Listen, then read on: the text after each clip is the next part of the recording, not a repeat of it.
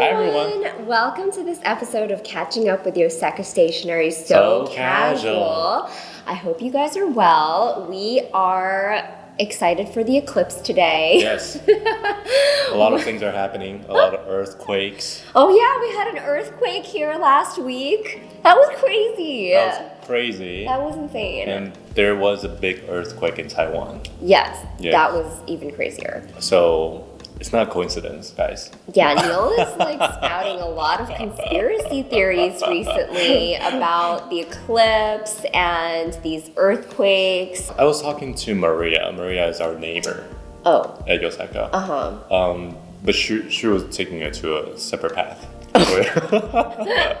Well, she's saying the whole world is gonna go dark for 3 minutes. The whole world is gonna go dark for 3 minutes, which it is. I mean, it's not the whole world. No, it's not the whole world. Yeah, but she advised me to get some emergency kit during that time. Yeah. I was Neil came back and told me that. I'm not there yet. Yeah. I get the earthquake thing. You know, there's correlation maybe. But I'm not there. Is there? I don't know. I don't know.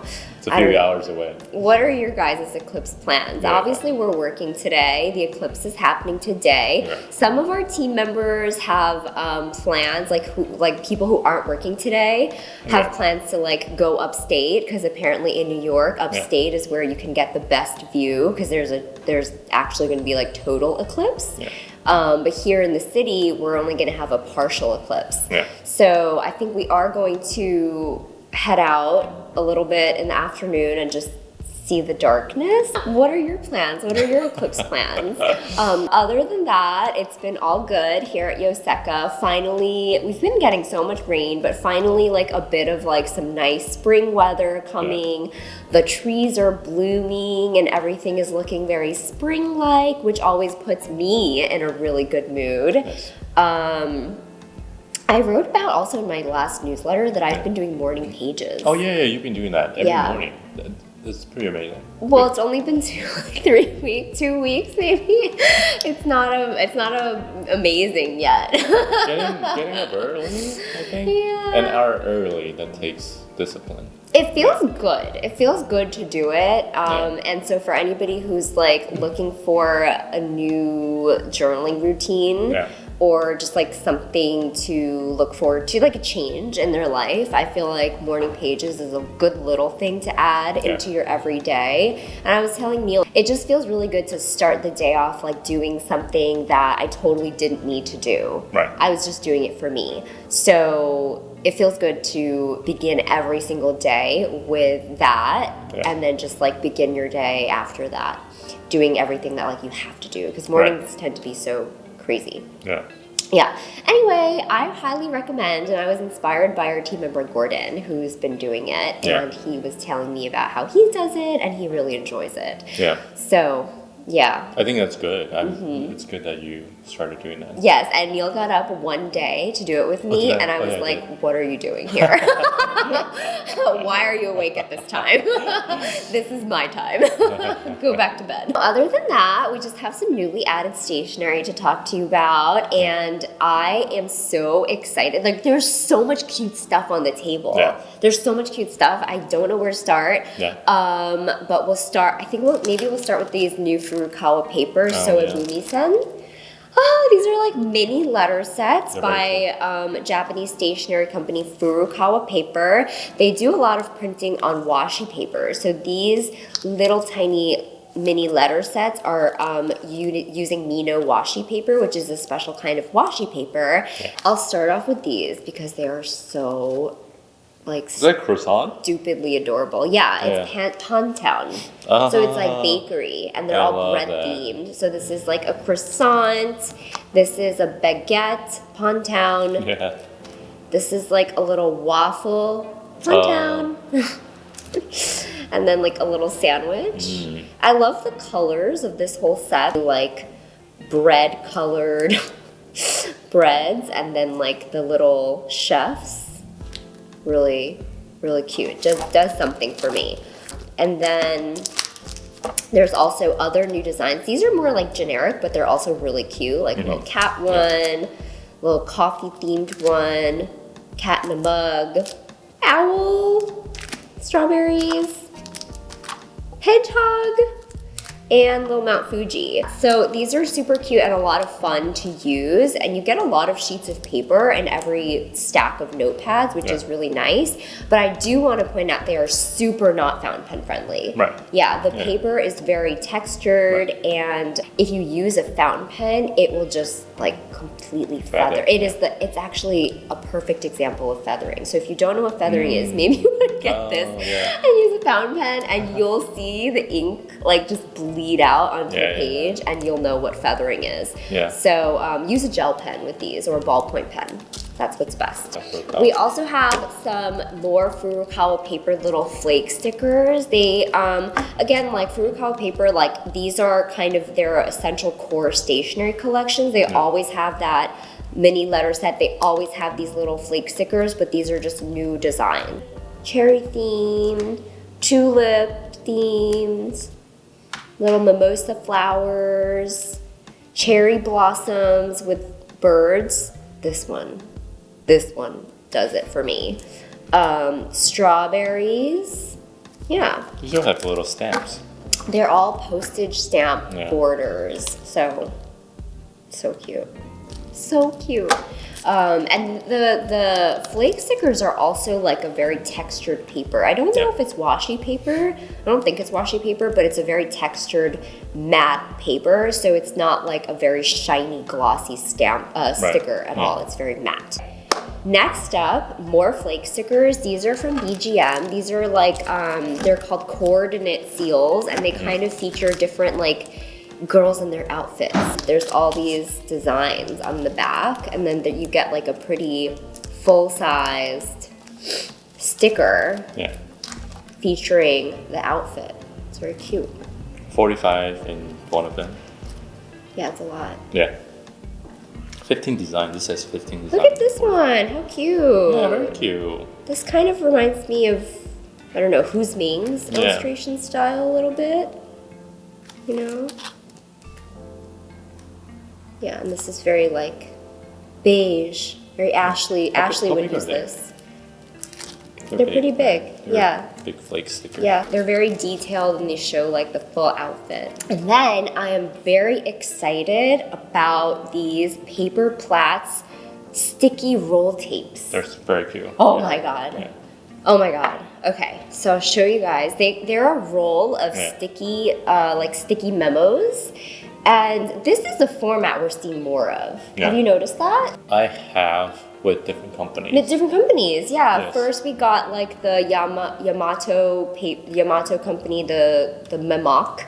I want to say Yamato started it. Maybe, with a very like office vibe, right? Very functional. And then now we're seeing it in more of like these cutesy styles too. Yeah.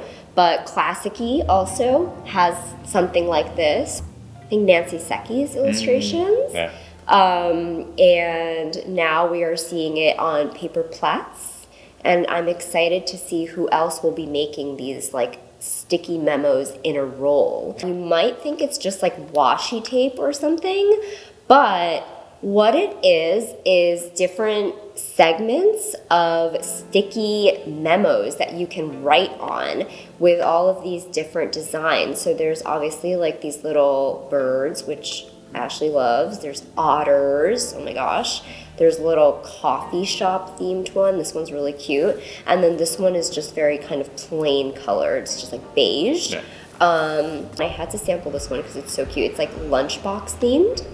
Peel, just like you would like, you know, a roll of tape or something, but it's actually perforated. So there's a perforated bit here in between each of the designs, and so you just peel that.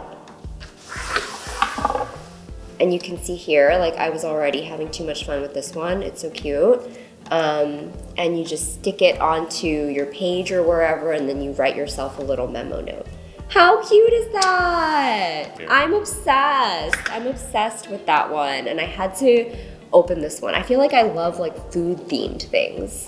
Yeah, I was debating maybe I should open the bird one for Ashley so she could have some, but I went with my selfish preference and did the food themed one. Sorry, Ashley. But yeah, I'm so obsessed with that, and I hope you guys like that one too, because that's very cute for me. We have a new brand of stationery here at Yoseka, Faber-Castell, which obviously is not a new brand of stationery, but they've been making stationery for hundreds of years: pencils, fountain pens, erasers, art supplies, colored pencils, things like that. So we've started with introducing a few of their product lineup here, and one of the ones that we're very excited about is the Perfect Pencil right here. It's called Perfect Pencil because it's got a pencil and a cap, and there's a sharpener right there. So within all these, that's all you have to carry. So that's kind of the idea of Perfect Pencil. Where's the sharpener? Sharpener is in there. And they take it kind of a little bit to a kind of extreme level where they use different materials for the cap and different wood for the pencil. So this one can go from $18 to $400-500. It's very crazy. Well, what are some of the metals they come in? Like I think silver, one of them is gold. Yeah. Gold. Yeah, right. Yeah. There's like 14 karat gold. Yeah, as a gift, it's like very nice, and the wood itself, very textured. So that's very nice as well. The pencil itself is refillable because you just have to get more of these. More of those pencils. Right. And it's all the components are refillable. So you have the refillable pencils, you have the erasers that are refillable, and then I think the sharpener bit of it is also replaceable. So it's kind of cool that it's like a thing, but you can get the components of it and then just keep reusing this as a set, and it's kind of like saying this is all you need as a pencil, right? That's kind of the idea. Yeah. So that's very cool. We're excited about Faber-Castell. Alex loves the colored pencils, apparently. Yeah. We just have the pencil. Yeah. And we're adding some of their starter fountain pen. This one, Perfect Pencil, it's kind of like a classic. It's a classic. Yeah, classic. So we add them. We love the classics. Yeah, we love the classics. We do, yeah.